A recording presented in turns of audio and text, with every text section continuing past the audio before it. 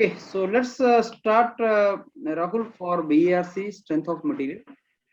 Okay. So, Rahul, tell me, what is the significance of having Mohr circle? Sir, actually the Mohr circle makes our interpretation in a very easy manner. You can say it, we can visualize our conditions of different plane conditions easily. Although we can calculate it with the formulas of our stresses, but if you draw a Mohr circle, then we can visualize the things in a better way. We can say it. Okay.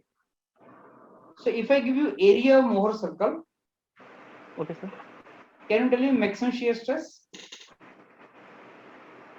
Yes, sir. How? Because the area of Mohr circle will be pi r square, and if we are able to calculate the radius of Mohr circle, then that will be our maximum shear stress.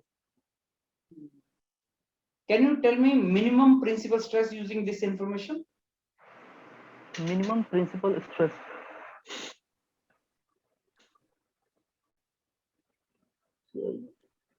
No, sir. Actually, no. So this data is not sufficient to tell minimum principal stress. By area, we can get only radius, I think. So we can, and by radius, we can get only tau max. So You I can't think, get sir, sigma minimum. I think, sir, no. If you are not having any reference, means if you are knowing that it is a means it is a circle is symmetric for origin or some special cases, then we can tell about the maximum and minimum principal stress. But without any reference or any other condition, we cannot tell about minimum stress or maximum stress just by knowing the shear stress value. Okay, I give you area. Okay, area. Let's say area is let's say 20 centimeters square, Okay, sir. or let's say 20 units. Hmm. Tell the maximum shear stress. So root 20 by pi. Root under 20 by pi. Okay, that is maximum shear stress, right? Yes, sir. Now, can you tell me the maximum and minimum possible principal stresses for this?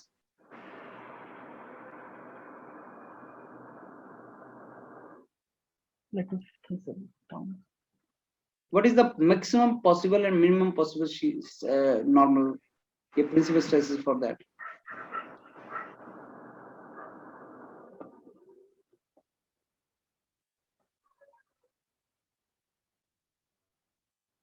Maximum possible. Yeah.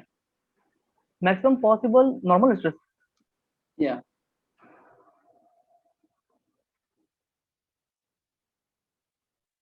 Nothing is given apart from this.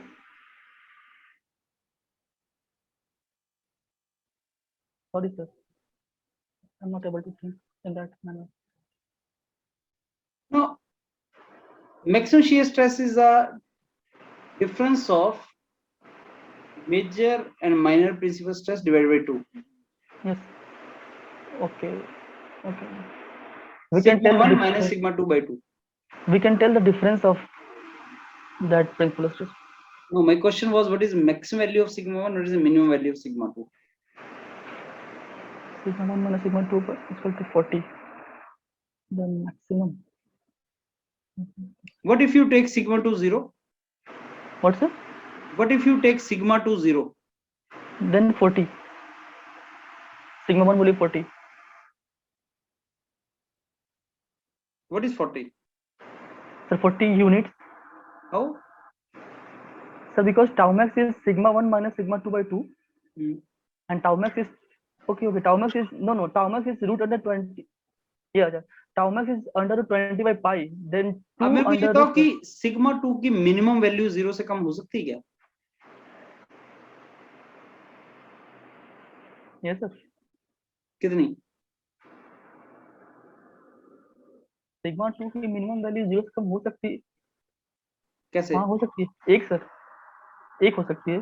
0 से एक कम value 1 होता है। नहीं sir, मतलब कितनी, मतलब value बोल रहे हैं आप? सिग्मा 2 की मिनिमम वैल्यू क्या हो सकती है? सर कुछ भी हो सकता है सर, 0 डिपेंडिंग से ऑन द कम क्या लोडिंग। होगा? सर -2, -3, -2 -4। मैग्नीट्यूड में तो 0 से बड़ा है ना। अच्छा, इन दैट सेंस तब तो नहीं होगा सर 0 से कम। और अगर सिग्मा 2 0 होगा तो सिग्मा 1 मैक्सिमम तुम निकाल सकते हो।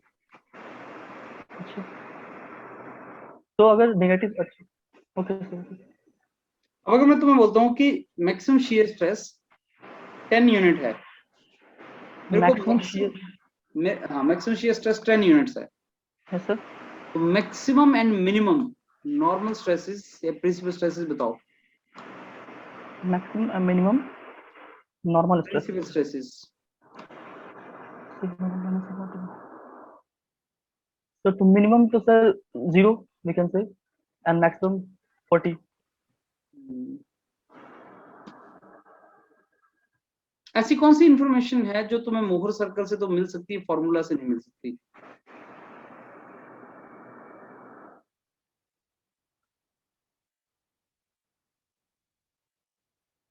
Angle of obliquity sir. What is that? Sir, when the resultant touches, when the resultant becomes tangent to the Mohr circle, and that the angle is called angle of obliquity. What is the significance of that? Sir, it tells about the failure of, it tells about the failure condition. Our means अगर हम soil की बात करें तो वहां पे मेरा soil fail कर जाएगा। Okay okay, theories of failure का नाम सुना है आपने? Yes sir. हम अलग अलग थ्योरीज ऑफ फेलियर क्यों यूज करते हैं?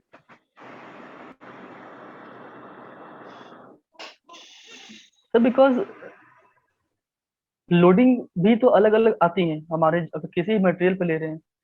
Is it because of different loadings or is it because of different material?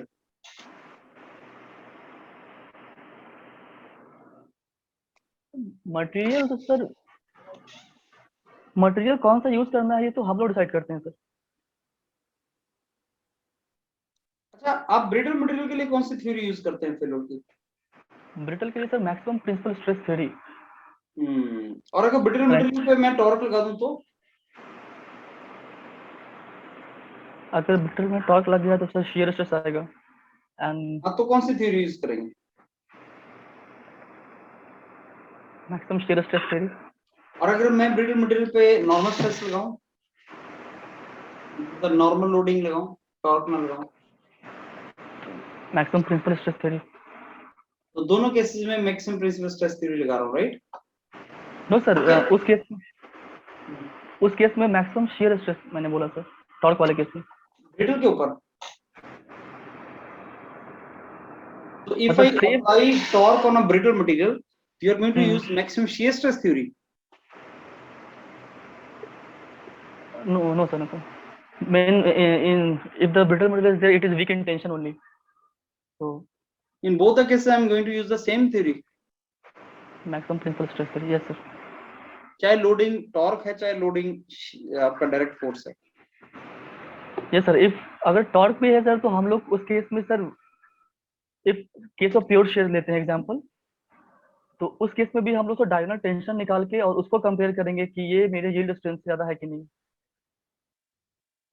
Because main brittle material का सबसे वीक एडवांटेज, डिसएडवांटेज यही है कि वो टेंसाइल लोडिंग नहीं ले सकता, टेंशन नहीं ले सकता। अच्छा, फटीग के बारे में मेरे को कुछ बताओ। सर फटीग एक कंडीशन है, जैसे कि सर सपोज किसी मटेरियल पे साइक्लिक लोडिंग आते हैं, तो हर लोडिंग के बाद कुछ ना कुछ रेसिडुअल स्ट्रेंथ तो आएंगे, और स्ट्रेन आ रहे हैं तो स्ट्रेस भी आएंगे। तो ऐसे साइकिल्स रिपीट करते हैं तो रेसिडुअल स्ट्रेस एक्यूमुलेट होते होते होते एक टाइम आता है कि residual stress sir fracture point को एक्सीड कर जाता है और मटेरियल हमारा फेल कर जाता है। इसी को फटीग बोलते हैं। हम्म, अच्छा, अब मैं अगर आपको किसी मटेरियल का यील्ड स्ट्रेंथ दे देता हूं 200 मेगापास्कल। Okay sir. तो फटीग स्ट्रेस, जिस पे फटीग फेलियर होता है, वो कितनी हो सकती है रफली?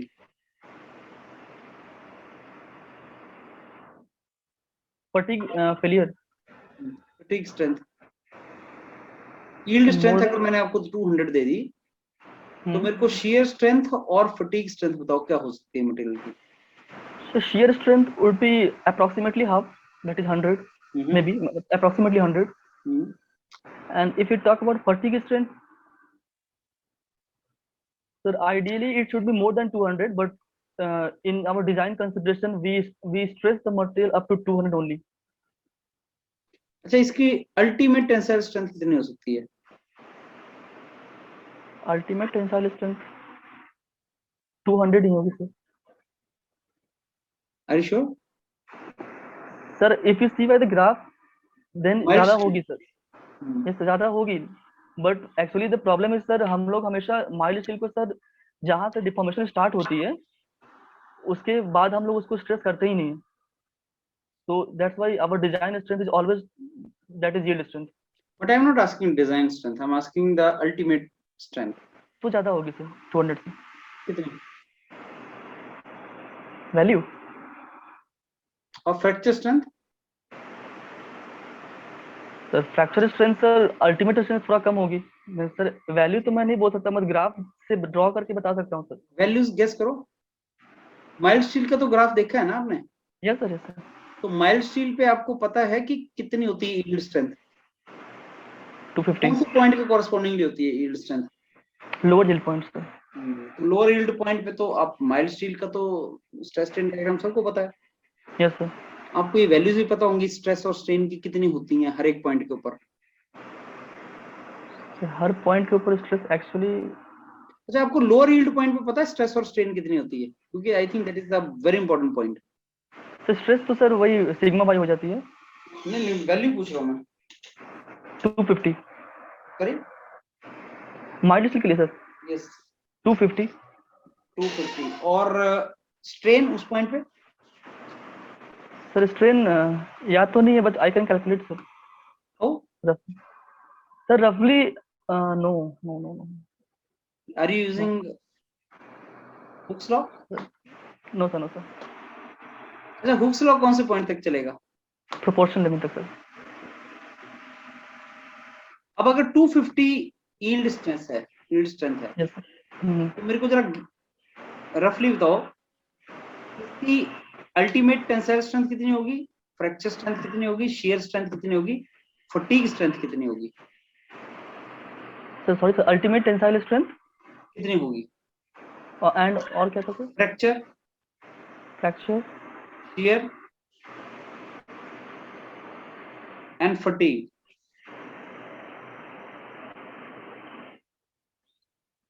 सर अल्टीमेट सर 350 और 400 may be sir. 350 to 400 sir. Actually value मुझे याद नहीं है सर, एक्चुअली मैंने कभी देखा ही नहीं वैल्यू की तरफ. गैस दो टाइप का होता है, एक ब्लाइंड गैस होता है, एक कैलकुलेटेड गैस होता है। तुम कौन सा मार रहे हो? Sir at this point of time sir blind case sir. Blind gas मार रहे हो? अच्छा, ऐसा कौन सा पॉइंट है इनमें जिसमें ब्लाइंड गैस नहीं मारने की रिक्वायरमेंट है तुम्हें? Sir sigma y lower yield point. नहीं, लोअर यील्ड पॉइंट तो तुमने वैल्यू दे दी ना मेरे को, वो तो 250 बता दिया आपने। अब मैं पूछ रहा हूँ मेरे को शियर स्ट्रेंथ बताओ, तो क्या उसमें ब्लाइंड गैस मारोगे? नहीं सर, उसमें एग्जैक्ट रहेगा सर. बताओ। 100 सर, अप्रोक्सीमेटली हाफ. गुड। अब मेरे को फटीग स्ट्रेंथ बताओ। 250 plus 250 minus half. Plus sir. Fatigue strength yield strength से ज्यादा कैसे होगी? सर बिकॉज ये जाएगा सर फ्रैक्चर पॉइंट तक. मतलब फटीग? फ्रैक्चर सर जब जब रेसिडुअल स्ट्रेस फ्रैक्चर लिमिट को एक्सीड करता है तभी तो फेल करता है sir, and that is called fatigue. दोबारा डिफाइन फ्रैक्चर करो, फटीग क्या होता है, फिर से डिफाइन करो। सर साइक्लिक लोडिंग के केस में हम्म, जो रेसिडुअल स्ट्रेस जो मींस वो रह जाता है हर साइकिल लोडिंग में, वो एक्यूमुलेट होते होते एक टाइम के बाद वो हमारे फ्रैक्चर स्ट्रेंथ को एक्सीड कर जाता है, and that is called fatigue. और फ्रैक्चर स्ट्रेंथ सर जब भी होगा तो यील्ड स्ट्रेंथ से तो ऊपर ही होगा।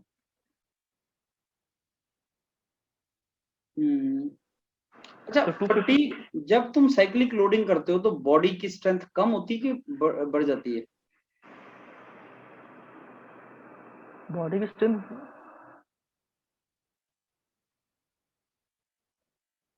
स्ट्रेंथ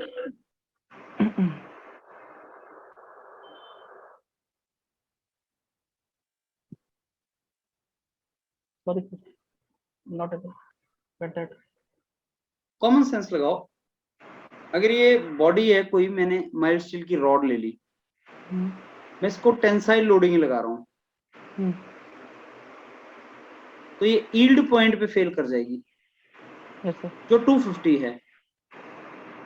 अब मैं उसको कभी टेंसाइल कर रहा हूं, कभी कंप्रेस कर रहा हूं, कभी टेंसाइल कर रहा हूं, कभी कंप्रेस कर रहा हूं, किस केस में आसानी से फेल हो जाएगी? फर्स्ट में, सेकंड में? तो सेकंड में सर। 250 से ज्यादा कैसे हो सकती है फटीग स्ट्रेंथ?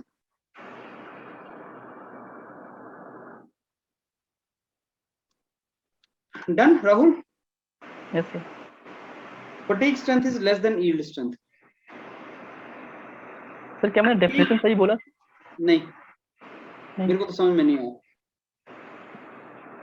मेरे को डेफिनेशन समझ नहीं है। Fatigue mean cyclic loading. मैं तुम्हें आसानी से समझाता हूँ जो मेरे को समझ आता है। फटीग होता है साइक्लिक लोडिंग। लोडिंग का ऑर्डर चेंज कर देने से मटेरियल के अंदर जो क्रैक प्रोपोगेशन है वो बढ़ जाता है। जैसे मैंने कोई चीज को तोड़ना है ना, टूट नहीं रहा है, ऐसे करना पड़ता है। Yes sir. ये क्यों करते हैं? कॉमन सेंस है। ऐसे करने से आसानी से टूट जाएगा, मतलब उसकी फटीग स्ट्रेंथ जो है वो उसकी यील्ड स्ट्रेंथ से कम होती है। कम। ये कॉमन सेंस पे बेस पे उसने क्वेश्चन सर पूछा। एक्चुअली सर इसका डेफिनेशन सर तो जब मैंने कोचिंग किया था तो वहां पे ऐसा लिखा था तो। लेकिन पॉइंट पता क्या, इंटरव्यू में पता क्या पॉइंट है? इंटरव्यू में सारा कॉमन सेंस होता है, बेसिक अंडरस्टैंडिंग। अगर तो तुमने वहां पे थ्योरेटिकल कंसेप्ट यूज कर दिए, मैं ये नहीं बोलूंगा कि उन्होंने जो लिखा है वो गलत लिखा है, I am not saying that, may be मेरे को समझ नहीं आया जो तुमने बताया, लेकिन कॉमन अंडरस्टैंडिंग जो है ना तो वो चेक करता है। मैंने तुम्हें पहले बताया बीएआरसी में क्या चेक करने बैठा हो, कि बीएआरसी टिपिकल बीएआरसी का क्वेश्चन है। इनफैक्ट मेरे को लगता है कि जैसे मैं सवेरे से शाम तक बच्चों के फीडबैक लेता रहता हूँ, तो शायद ये क्वेश्चन मेरे दिमाग में कहीं ऐसे ही इंटरव्यू से आया है, because this question is very clear. Fatigue strength और यील्ड स्ट्रेंथ में कम कौन सा है? और ये कॉमन फिर अंडरस्टैंडिंग कि यार ऐसे ऐसे करो टूट जाएगा, ऐसे ऐसे करने से इसके अंदर स्ट्रेंथ कम हो जाती है। और स्ट्रेंथ कम क्यों होती है? क्योंकि जो क्रैक्स होते हैं प्रोपोगेट कर जाते हैं अंदर। एक क्रैक को तुम ऐसे ऐसे करोगे, जहां छोटा मोटा क्रैक होगा वो और ज्यादा फैल जाएगा, मॉलिक्यूलर लेवल पे टूट जाएगा बॉडी आसानी से। तो why fatigue strength is less than yield strength, इसको डालोगे तो पता लग जाएगा। दूसरा, माइल्ड स्टील का हमें बहुत इंपॉर्टेंट स्ट्रेन डायग्राम होता है। वो तो फ्रैक्चर पॉइंट पे स्ट्रेन कितनी है? 25%। स्ट्रेन फ्रैक्चर पॉइंट पे 25% है। लोअर यील्ड पॉइंट पे स्ट्रेन कितनी है? लोअर यील्ड पॉइंट पे यील्ड स्ट्रेस कितनी है? अल्टीमेट पे अल्टीमेट सब स्ट्रेस याद करने पड़ेंगे सर। थोड़ा सा देख लो उसको। अच्छा। इसलिए देख लो बिकॉज डक्टाइल मटेरियल वो होता है जिसमें फ्रैक्चर पॉइंट पे स्ट्रेन 5% से ज्यादा होती है। कास्ट आयरन डक्टाइल नहीं है, तो कास्ट आयरन के फ्रैक्चर पॉइंट पे स्ट्रेन देखो कितनी है। माइल्ड स्टील के 25% है, 25% है, वो डक्टाइल है। वैसे ही हर पॉइंट पे तुम्हें थोड़ा सा ज्यादा डेप्थ में जाना पड़ेगा। जो भी पढ़ रहे हो उसमें क्यों, कैसे, कहां, थोड़ा इनक्विजिटिव ज्यादा हो। मतलब रिटन एग्जाम का एम्बिट अलग होता है, इसीलिए मैं बोल रहा हूँ ना, कोचिंग्स में जब मैं रिटन के लिए पढ़ाऊंगा तुम्हें, तो मैं रिटन एग्जाम को देख के पढ़ाऊंगा कि भाई रिटन एग्जाम में कैसे क्वेश्चन आते हैं, मैं वैसा अपना बना लूंगा सिलेबस। यूनिवर्सिटी में मैं पढ़ाऊंगा, अगर मैं आईआईटी में पढ़ा रहा हूँ, यूनिवर्सिटी में पढ़ा रहा हूँ, तो मैं कोचिंग से अलग पढ़ाऊंगा, राइट और नॉट? बच्चा कोचिंग क्यों जा रहा है? क्योंकि उसको रिटन एग्जाम निकालना है। एनपीटेल पे भी टीचर बहुत अच्छे बैठे हुए हैं, लेकिन वो कोचिंग थोड़ी पढ़ा रहे हैं, वो एनपीटेल में सब्जेक्ट पढ़ा रहे हैं, ज्यादा उनका इंक्लिनेशन है एकेडमिक्स। इसलिए एनपीटेल पे बच्चा पढ़ के कोचिंग वो कॉम्पिटिटिव एग्जाम नहीं निकालता। अब इंटरव्यू की बात करते हैं। इंटरव्यू के लिए अलग से पढ़ाई कौन करवा रहा है? कोई भी नहीं होता करता है, वैसे तो कोई तैयारी नहीं होती है। ऐसा थोड़ी कि आपने क्लासेस लगाई हैं 100 घंटे की इंटरव्यू के लिए, ऐसा थोड़ी होता कहीं पे भी। अब जैसे कुछ अब बनना स्टार्ट हुआ, जैसे मैराथन वीडियोस जो मैंने बनाए वो इंटरव्यू के हिसाब से बने हैं, हाँ, लेकिन वो भी देखा कवर मैं। नहीं हो सकते, सारे कवर नहीं ना हो सकते उसमें। जैसे ये क्वेश्चन है, रिटन एग्जाम में शायद कभी ना आए, लेकिन इसमें आ जाएगा कि इंटरव्यू में तो पूछेगा, भाई बता फटीग स्ट्रेंथ कम क्यों है, बता फील्ड स्ट्रेंथ, ये इंटरव्यू का क्वेश्चन है। या जो मैंने आपको बोहर सर्कल का पूछा कि एरिया दे दिया मैंने तेरे को, अब बता minimum and maximum principal stress बता दे। ये क्वेश्चन आपने कभी विजुअलाइज नहीं किया कि ऐसा भी आ सकता है यार। और वो क्या सोच रहा, क्या पूछना चाह रहा है कि मिनिमम कितनी हो सकती है, आपने बोल दी -2। गलत कहां हो गया कि -2 भी तो कंप्रेसिव है, आपने नेचर चेंज कर दी ना उसकी। वो है तो मैग्नीट्यूड में तो 2 है, वो -2 is less than 0 number system में, स्ट्रेस में थोड़े। अगर मैं बोलता हूं कि ये बॉडी 100 मेगापास्कल पे फेल हो जाएगी, तो प्रोबेबिलिटी है कि -100 पे भी फेल हो जाए। Yes sir. अंडरस्टैंड और नॉट? यील्ड स्ट्रेंथ की वैल्यू तो कंप्रेसिव एंड टेंसाइल में ऑलमोस्ट बराबर भी हो सकती है। तो स्ट्रेस जो है ना वो मैग्नीट्यूड देखना है, मिनिमम मैग्नीट्यूड कितना हो सकता है, 0। क्वेश्चन उसने क्या पूछा कि एरिया मैंने दे दिया तेरे को, हमें को minimum and maximum principal stress बता। हमारे दिमाग क्या ट्यून्ड है कि नहीं, इससे तो shear स्ट्रेस ही निकल सकती है मैक्सिमम, तो हम सोचने नहीं चाह रहे हैं उस डायरेक्शन में। ये है जो सेट, एक सेट बना हुआ है ना हमारा, उसको चेंज करना पड़ेगा थोड़ा, दिमाग उस डायरेक्शन में ले जाना पड़ेगा। हाँ सर ऐसा भी हो सकता है, इस तरीके से। समझ गया राहुल? Yes sir. क्या करता है और सर बताओ। सर ये सर मैंने सर इसलिए आपसे मैंने बोला सर कि मैंने एक्चुअली सोम का मॉक देखा, स्नैप देखा सर। वहां पे स्नैप में मेनली iOS के लिए हैं, तो वो लोग काफी स्ट्रेट फॉरवर्ड क्वेश्चन है कि व्हाट इज मॉडल टफनेस, आपने जवाब दिया, नेक्स्ट क्वेश्चन चेंज हो जा रहा है। तो मैंने आपसे सर इसलिए मैं बोला कि मैं सोम आपसे करूंगा, बिकॉज मुझे चाहिए था कि एक क्वेश्चन के अंदर घुसना चाहिए ताकि मेरा प्रैक्टिस हो जाए। दैट्स वाई सर, ये तो उतना अच्छा नहीं रहा सर, लेकिन एक और स्नैप सर अगर सोम का हो सके नहीं तो नहीं, प्लीज सर। बात अच्छी बुरी है कि नहीं, बात है कि you should make a thinking, actually thinking मेरे को कैसी करनी है, वो एक पकड़ो चीज। सर एक्चुअली मैं कर रहा हूँ सर, लेकिन एक्चुअली होता क्या है, सोम का चैप्टर 1 चैप्टर 2 जो है सर, प्रॉपर्टीज, वो अपने आप में बहुत बड़ा है, लेकिन वो दिखता भी नहीं है।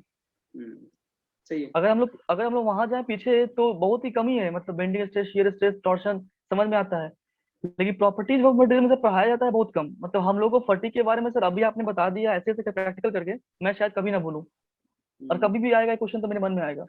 लेकिन वहां पे ऐसा डिफिनेशन दिखा दिया गया कि रेसिडुअल स्ट्रेस एक टाइम के बाद फ्रैक्चर पॉइंट को एक्सीड कर जाता है, उसे फटीग बोलते हैं। अब ये हो गया थ्योरेटिकल बात, अब इस पे अब भी प्रैक्टिकल क्वेश्चन आएंगे तो माइंड जाएगा ही नहीं कि बोलना क्या चाह रहे हैं, वो प्रॉब्लम हो गया सर। चलो करते हैं, प्रैक्टिस करते रहो, है ना? Yes sir. और सर सर मैं सब्जेक्ट जो होता है सर, सब्जेक्ट ऑफ इंटरेस्ट, उसमें मैं पहले तो सोम दूंगा। तो सोम तो सर मुझे उम्मीद है सर आप 2-3 स्नैप ले लेंगे तो मेरा ठीक हो नहीं, सकता है दो सर। दो तीन से तो नहीं होगा, लेकिन हम करते रहेंगे, डोंट वरी, करते रहेंगे। जितना ही पॉसिबल होगा सर। मेरा 10th करते नवंबर को है। ठीक है। और सेकंड सर मैं दूंगा आरसीसी। सर क्या आरसीसी भी आप ले सकते हैं, मतलब नहीं या मैं फिर सिविल? आरसी नहीं, I am mechanical engineering teacher. अच्छा ये ओके, सेकंड में आरसीसी आरसीसी दूंगा सर। रुचिन सर के साथ आप कर लेना तो। और थर्ड थर्ड मैं देने वाला हूँ स्ट्रक्चर एनालिसिस।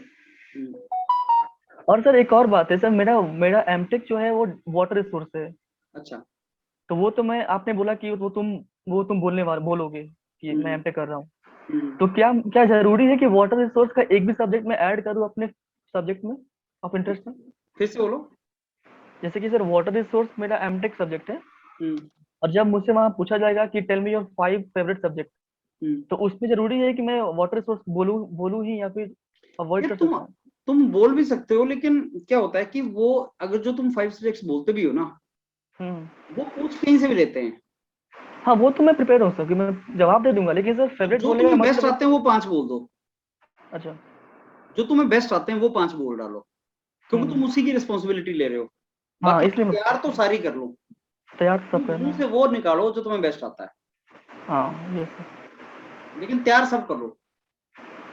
ऐसा ना हो तुमने किसी को बेस्ट बोल दिया और वहां पे तुम बिना तैयारी के चले गए हो तुम उसमें, ऐसा ना करना। मैं ऐसा तो नहीं करूँगा सर।